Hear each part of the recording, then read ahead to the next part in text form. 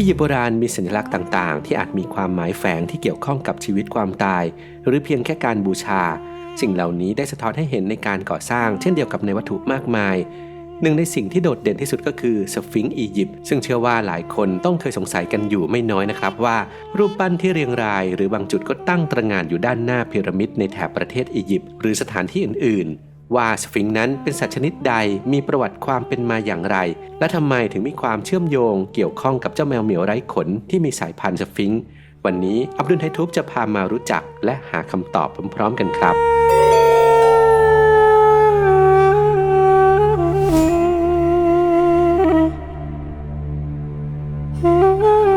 สนับสนุนโดยสถาบันมารุโชติโรงเรียนสอนการอาชีพเฉพาะทางอาชีพเรือสำราญและการโรงแรมเพียงคุณมุ่งมั่นเราพร้อมผลักดันสนใจติดต่อ0971597447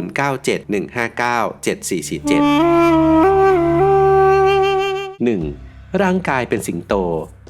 สฟิงค์นั้นถือเป็นอสูรกายในปกรณามกรีกเป็นสัตว์ประหลาดในตำนานอัยคุปวิทยาและยังมีตำนานของชนชาติอื่นด้วยแต่มีลักษณะที่ต่างกันออกไป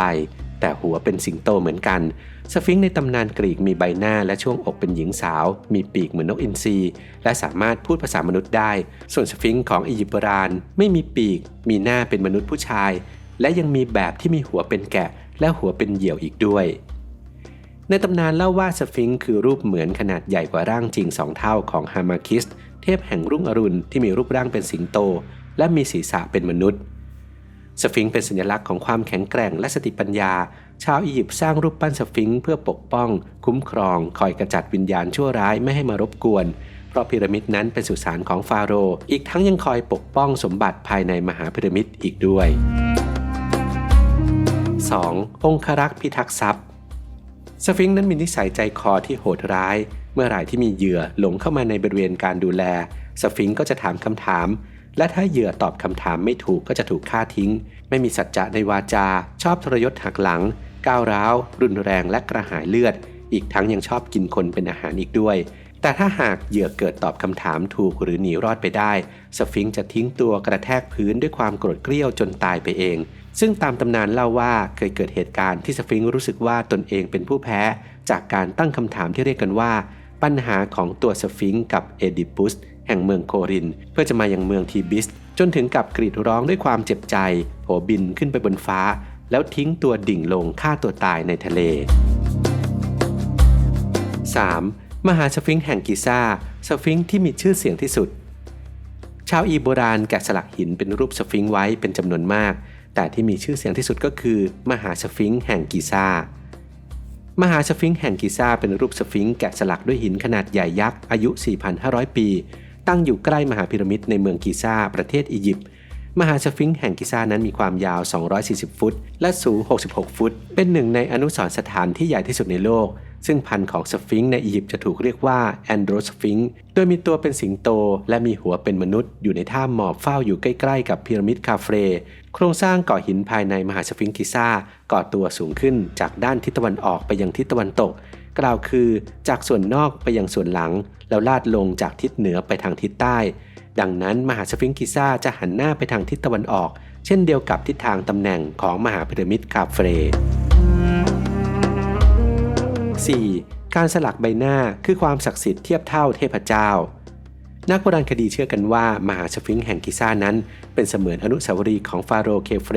หรือคีเฟรนฟาโรห์ในราชวงศ์ที่ 4คือผู้ที่สร้างพีระมิดคาเฟรเมื่อประมาณ 2,600 ปีก่อนคริสตกาลส่วนหัวของมหาสฟิงค์นั้นมีสัญลักษณ์ของฟาโรห์อียิปต์ที่แสดงเอาไว้อย่างชัดเจนคือมีเคราที่คางมีงูจงอางแผ่แม่เบี้ยที่หน้าผากและยังมีเครื่องประดับรัดเกล้าแบบฟาโรห์ประกอบเข้ากับผ้าคลุมศีรษะและคออีกด้วยจึงถือว่ามหาสฟิงค์แห่งนี้เป็นอนุสาวรีย์แกะสลักที่เก่าแก่ที่สุดอย่างที่นักท่องเที่ยวจากทั่วโลกได้รู้จักอียิปต์โบราณถือกันว่าสฟิงค์เป็นผู้พิทักษ์ทางจิตวิญญาณซึ่งเป็นร่างที่จำแรงภาคหนึ่งของเทพเจ้า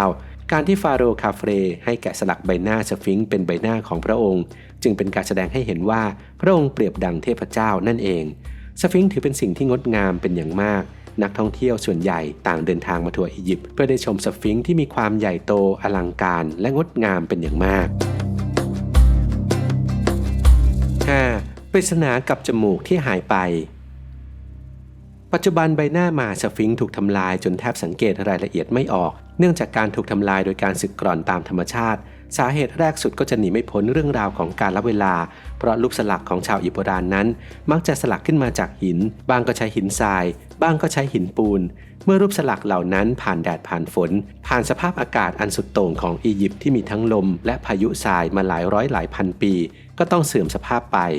ซึ่งความเสียหายที่ได้เกิดขึ้นนี้ไม่ได้เป็นจากการถูกทำลายโดยการสึกกร่อนตามธรรมชาติเพียงอย่างเดียวเพราะว่ากันว่าเมื่อหลายพันปีก่อนนักเดินทางยุคดึกดำบรรพ์หลายต่อหลายท่านที่ได้เข้ามาชมรูปสลักเหล่านี้ก็ต้องมีการลูบๆคลำๆกันบ้างประกอบกับคุณสมบัติของหินบางชนิดที่เปราะและแตกหักง่ายอยู่แล้วนั่นยิ่งทำให้รูปสลักเสียโฉมได้ง่ายยิ่งขึ้นโดยเฉพาะบริเวณแขนและขาของรูปสลักที่มักจะแตกหักเสียหายไปก่อน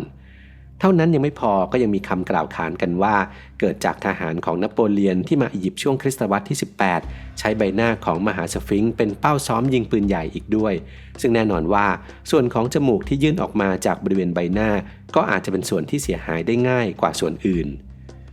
จากหลักฐานภาพวาดเก่าแก่เมื่อ400ปีก่อนพบว่าจมูกของมหาสฟิงค์ชำรุดตั้งแต่สมัยดังกล่าวแล้วและมีบันทึกของอาหรับว่าใบหน้าสฟิงค์ถูกทำลายโดยฝีมือของกลุ่มชาวอาหรับบางกลุ่มเพียงเพราะมีความเชื่อว่าเป็นรูปจำลองอัปมงคลของพวกนอกรีดในคริสตศตวรรษที่ 14ซึ่งเป็นเวลาก่อนหน้ายุคสมัยของนโปเลียนหลายร้อยปี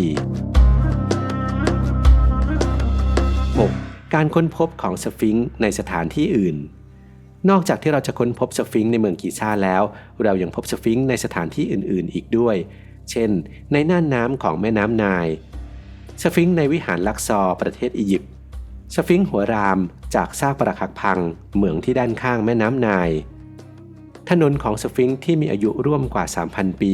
เป็นถนนที่มีความยาว 2.5 กิโลเมตรซึ่งเป็นเส้นทางของถนนสฟิงค์ทอดยาวเชื่อมระหว่างวิหารแห่งลักซอร์และวิหารแห่งคานักประเทศอียิปต์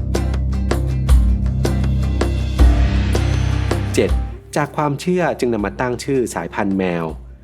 หลายคนต้องเคยคิดว่าเพราะด้วยรูปร่างลักษณะของสฟิงค์ในตำนานที่กล่าวมาดูเผินๆจะมีลักษณะคล้ายกับแมวจึงอาจจะเป็นไปได้ว่านี่คงเป็นที่มาของการตั้งชื่อสายพันธุ์เจ้าแมวไร้ขนหน้าตาน่ารักน่าชังนี้หรือไม่การค้นพบต้นกำเนิดของแมวพันธุ์นี้ครั้งแรกเมื่อปี 1966 ในประเทศแคนาดาแต่บางรายงานก็กลับระบุว่ามีการพบครั้งแรกณประเทศเม็กซิโกเมื่อปี 1900 จนกระทั่งมีการพบอีกครั้งที่สหรัฐอเมริกาในปี 1950 และราวๆปี 1960 ถึง 1970 โดยกลุ่มคนรักแมวในประเทศแคนาดานำไปพัฒนาสายพันธุ์เรียบร้อยแล้วจากตำนานโบราณจะเห็นได้จากลักษณะของสฟิงค์ที่มองดูเผินๆว่าเหมือนแมวแต่ก็ไม่ใช่สักทีเดียวเพราะจากภาพเขียนภาพสลักรูปปั้นในศิลปะอียิปต์ยุคโบราณว่าแมวเป็นสัตว์เลี้ยงที่ยอดนิยมของชนชั้นสูงในสมัยนั้นชาวอียิปต์นับถือสัตว์ในตระกูลแมวเป็นเทพเจ้าตั้งแต่เมื่อ 5,000 กว่าปีมาแล้วโดยนับถือเทพีที่มีหัวเป็นแมวที่ชาวอียิปต์นับถือบูชามีชื่อว่าบาสเตสหรือบาสเป็นสัญลักษณ์ของความสง่างามสงบนิ่งและความสมดุลซึ่งก็ไม่ได้มาจากสฟิงค์แต่อย่างใดซึ่งงานศิลปะที่เกี่ยวกับแมวต่างๆที่ค้นพบในสมัยอียิปต์โบราณทั้งหมดนั้นมีลักษณะคล้ายกับเจ้าแมวไร้ขนหลายประการสุดท้ายจึงนำคำว่าสฟิงค์มาตั้งชื่อให้กับเจ้าแมวสายพันธุ์นี้เพราะน่าจะสื่อถึงความที่ไม่มีขนและสามารถอยู่ในอากาศร้อนเสมือนอยู่กลางทะเลทรายได้อย่างสฟิงค์ในที่สุด